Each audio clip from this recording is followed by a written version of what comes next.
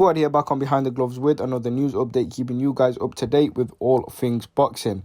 Let's talk about the heavyweight division. We know the situation with DILLIAN WHYTE. He's got a very tough task coming up at the end of this month against Alexander Povetkin. But we also know that he's been number one and mandatory for a very long time. He won his number one spot quite a few years ago now, and he's been mandatory since last year, actually, since the Oscar Rivas victory in July of last year.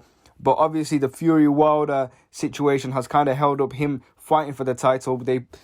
Fury and Wilder fought originally December 2018, which ended in a draw, which called for the rematch that took place this year. And with Fury winning that fight, that meant there was going to be a third fight, as Deontay Wilder obviously deserves it as the champion. Now, the WBC have said this.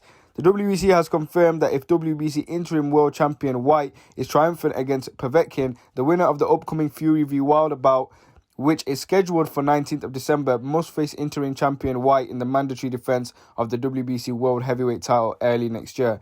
The WBC is very much looking forward to this tremendous activity in the heavyweight division. Now, obviously, we've always thought that White was going to get a shot here and there, and it's never always fallen through. But this seems quite strong from the WBC, making sure that the winner of that fight has to fight White at some point next year. But my thought is there's obviously Anthony Joshua still there as well. There was much talk about him and Fury being agreed to some extent. And if Fury does beat Wilder in the third fight, will he go straight into the White fight, or will he go in against Anthony Joshua?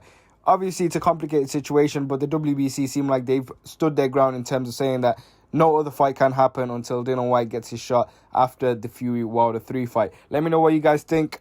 Who do you think White will end up fighting, and when do you think it's going to take place?